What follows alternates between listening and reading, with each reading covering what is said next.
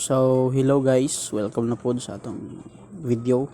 For today's video, akong ipakita sa inyo akong unsa na mapagtrabaho ang mga S4S wood planks and mga bed frame nga among finishing or pang cleaneran and pang hinluan. So, nga nga part no, kamo lang hinlo sa mga bed frame parts para i-assemble siya. So, kana di ko na kauban ng tao dahil sa Gerwin Aslag na nagagaw.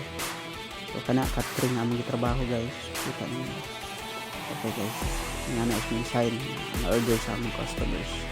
Na siya 4 drawers and napon siya plain varnish ang gusto guys. So kumulo pa min painta na o pa na humanang sa factory. So 3 beds na siya guys. 3 ka bed nga akong gihimo. And 4 drawers gihapon every beds. Double size lang siya. So, kailan yung katingala akong guys. Istorya ko diya. Pero, i-mute lang na ako ng audio ani. So, ano siya. So, in that moment, tumulupod ng trabaho sa door. Solid wood door. Mahogany door. So, all types of wood nga among gagamitin guys. Mahogany and Gemelina. So, sa mga gusto magpahimo, ang among available ng mga doors is mahogany and Gemelina. So, makita ninyo. Pakita na ako guys kung saan pag-buffer or pagliha gamit ang grinder sa para musinaw ang atong door. Dali siya lihaan, furnish o finishing para magwapa ang atong solid wood mahogany door. So, siya guys, abog kay ko anak kay kamulo kong buffer, kamulo kong finishing sa door. So, siya po wala ko nakamask na guys. Nag-demo ako anak para makita naman sa audio buffer. Pero usually pag trabaho ko, mask ko. Tawon ninyo, kamulong bako para masina.